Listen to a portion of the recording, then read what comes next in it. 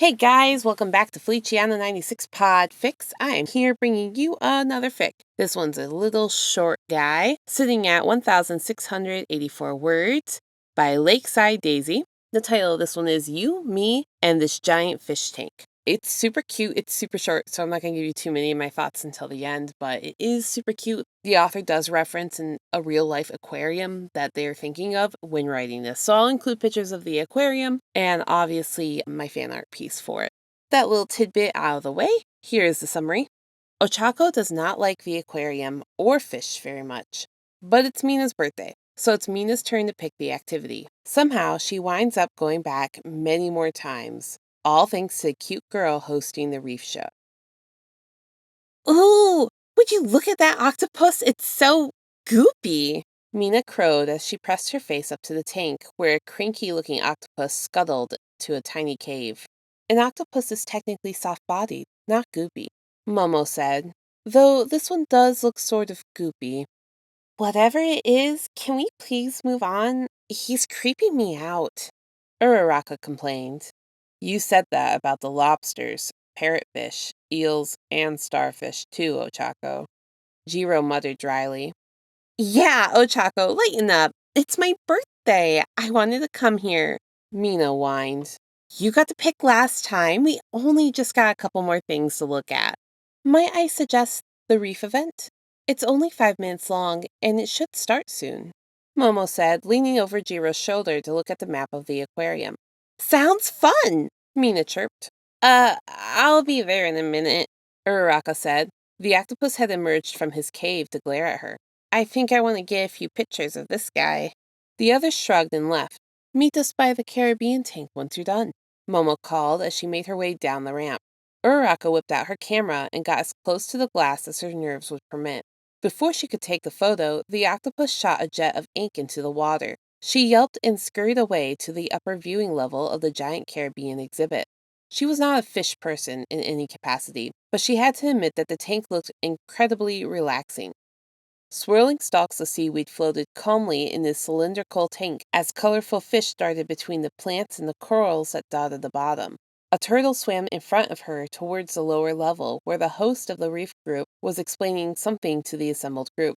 The guide turned to greet the turtle, and Uraraka's heart stuttered in her chest. The girl's face was distorted by the glass in the water, but she was cute. She had long green hair gathered in a bow, and a finger raised to her chin as she pointed to various coral and fish.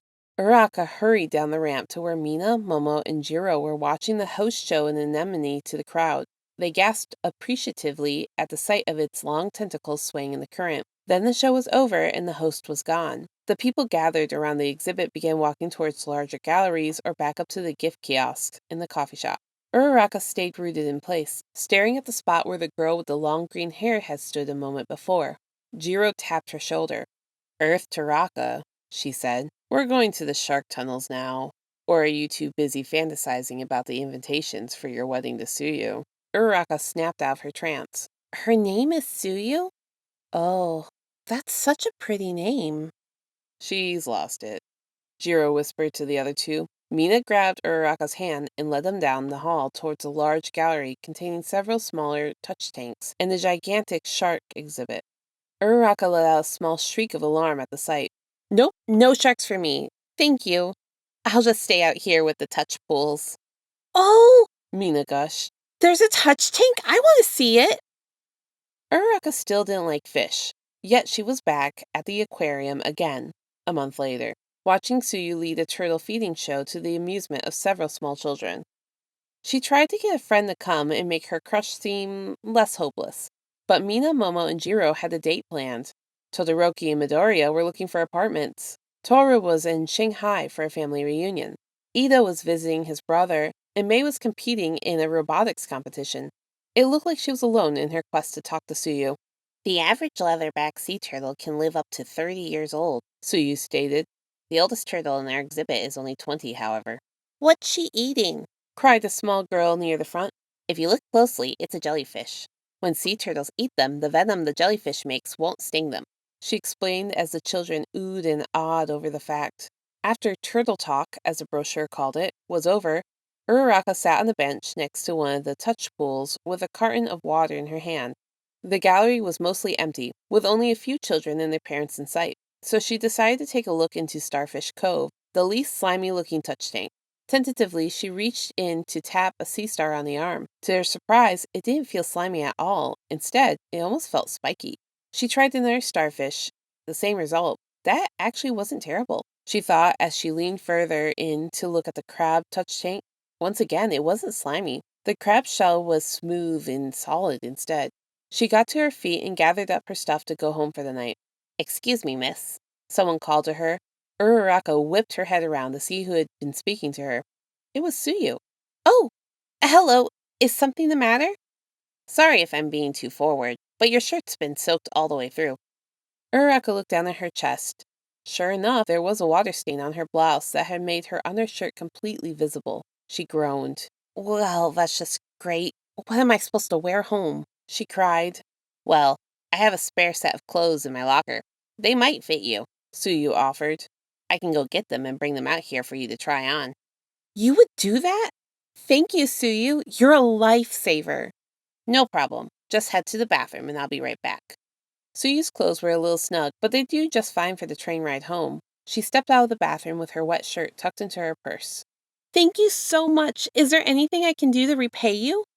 "Oh, that's not necessary." "I insist. You want to meet up for coffee this weekend or something?" "Well, I suppose it wouldn't hurt. Thank you for the offer." Tsuyu trailed off. Oh yeah, Tsuyu didn't know her name. "Uraraka," she chirped brightly. "It's all right if I give you my number?" Their coffee date had gone swimmingly. So had the lunch date and dinner date. A steady relationship after that. Uraraka was on cloud 9, not just at the moment. She'd won a dinner for two at the Le Rossignol during a work raffle, and so far it was capital B boring. The food was way fancier than anything they usually ate. The atmosphere was far too snobbish to be enjoyable, and there were at least 3 forks she didn't know the purpose of. If she wanted an enjoyable date and to pull off her grand plans for the evening, then Le Rossignol was not the place to be. Tsuyu pushed a grilled frog leg away from her rice and greens. Her face had an uneasy smile that didn't match the furrow of her brow or the dullness of her eyes. Uraraka discreetly ordered a car, called over a waiter, and slipped him her voucher. "Come on, Tsuyu. I have a better place in mind," she said as she held out her hand to help her girlfriend to her feet. Their picked-at plates were left behind them as they hurried off into the night. She covered Tsuyu's eyes once they started to approach their destination. Anticipation fizzed in her stomach as they stepped through the doors. Uraraka uncovered Tsuyu's eyes to reveal the aquarium. Tsuyu sounded puzzled as she took in the sight. "It's where we had our first date and where we met. Plus, I know you'd rather hang out with the fish than sit in a stuffy restaurant for an hour." "That's true," Tsuyu said as she led the way through the bottom dweller's gallery, stopping briefly to fake scold the crab she called Aizawa for snapping at her that morning. "We have to wear gloves when we feed him," Tsuyu had told Uraraka on their first date. "He tries to pinch everyone who gets near his hiding spot." The two of them made their way through the halls in silence, except for when Tsuyu would stop to gaze at the various creatures hanging out in the tanks around them. The aquarium was completely deserted, with only the soft glow of tank lights for company. The shark gallery was quiet. The only sound was the whir of the automated walkway that wound its way through the shark tank. This was her moment. Uraraka slowly trailed to a stop right by the tunnel's entrance. "Ochako, is something wrong?" "Do you remember our first real date?" Ochako began. "How I wanted to see the sharks, but I got scared and I had to hold your hand?" "Yeah, and how wide your eyes got when you finally opened them and saw the stingray swimming by. You look so cute, Ochako." Ochako started rambling on about their plans, goals, cat, everything. "Ochako, breathe," Tsuyu said. "Will you marry me?" Uraraka blurted.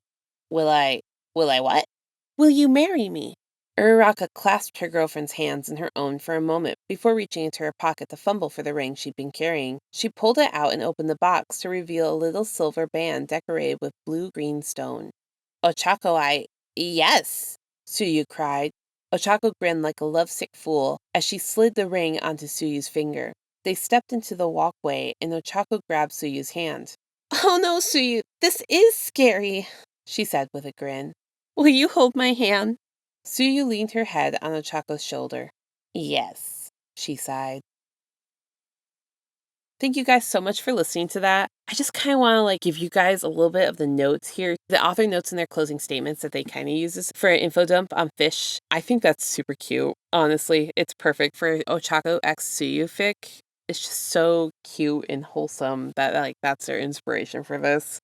But if you guys enjoyed this fic, please go over and check out their page. I have the link down below as always. I don't think there's been enough love on this piece. I know it's short, but I think it definitely deserves a lot more love and attention. Thank you guys so much for listening, and I will catch you guys in the next video.